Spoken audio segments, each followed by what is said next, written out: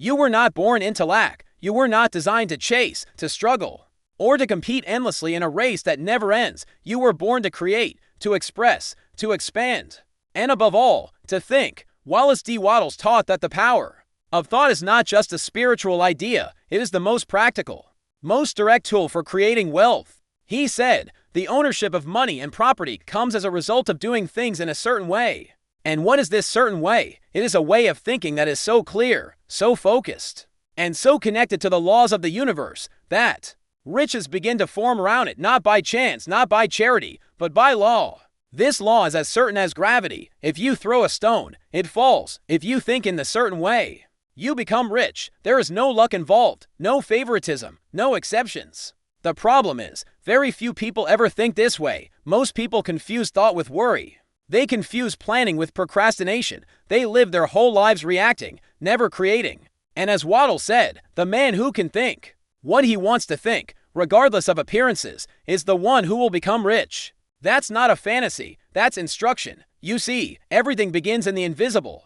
Every building, every business, every invention, every fortune started in thought, a clear, deliberate thought held persistently in the mind of someone who refused to let go. This is where the magic begins, but it's not magic at all. It's the science of getting rich. You form a mental image of what you want, not vague, not general, but crystal clear. You hold that image with faith. You refuse to allow doubt, fear, or confusion to dim it. You become grateful for it as if it is already here. You take daily action, confident, bold, forward motion, without needing to know the full path. And you continue, day after day, thought, gratitude, action, faith.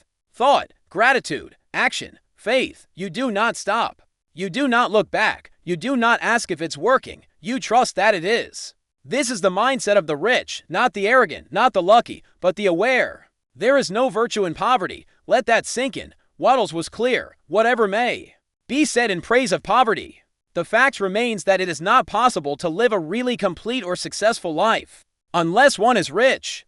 You are not selfish for desiring more. You are not greedy for wanting comfort, beauty, joy, travel, contribution, and freedom. You were meant to enjoy these things. The problem is not desire.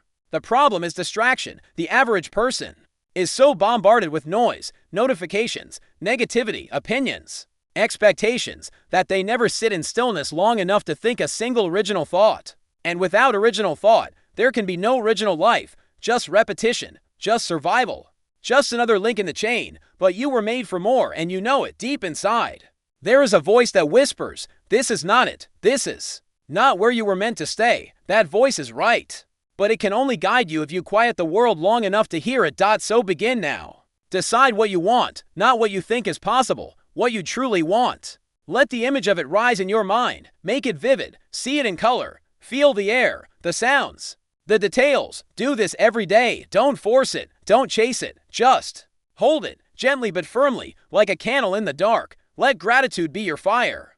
Be thankful for what you have, but more importantly, be thankful for what's coming. Speak it aloud, write it down, surround yourself with symbols of it, and then move. Take action. Even the smallest step in alignment with your vision is sacred. And when doubt comes, and it will, do not negotiate. Return to the image. Return to the truth. The truth is this: thought is the only power that can produce tangible riches, not hustle, not struggle, not even hard work. Work is part of the process, but thought is the architect. And if your thoughts are built with fear, your results will be small. But if your thoughts are bold, loving, abundant, your results will shake the ground beneath you. You do not need to convince others. You do not need to wait for permission. The laws that govern wealth are impersonal. They do not care about your background, your education, your failures, or your age. They care only that you obey them, that you think rightly, that you feel rightly, that you act rightly. And when you do, money flows, ideas flow, people appear, doors open. This is the natural outcome of a mind that is properly aligned. So the real work is not in chasing opportunity. The real work is in mastering the self. You must think what you want to think, regardless of circumstances. You must believe what you want to believe, even when there is no evidence. You must speak of your success before it arrives and act as though it is already yours. This is the faith Wattles speaks of, not religious belief, but mental certainty. The kind of certainty that bends reality. And yes, it takes discipline. Yes, it takes effort, but it is worth everything, because what's the alternative? To drift. To hope, to wait and wish and wonder. No, that is not life. That is delay. And you were not born to delay. You were born to do, to think, to receive. Now you know. Now you heard it. Now the responsibility is yours. You can return to the old way, reaction, fear, comparison, or you can rise to your power. You can become the cause of your life, not the effect. Wallace D. Wattles did not offer promises. He offered principles. Principles that work when you work them. So work them. Begin today. Close your eyes. Think clearly. Speak boldly. Act bravely. And trust completely. Your wealth, your freedom, your true life. It is waiting for you to think it into existence.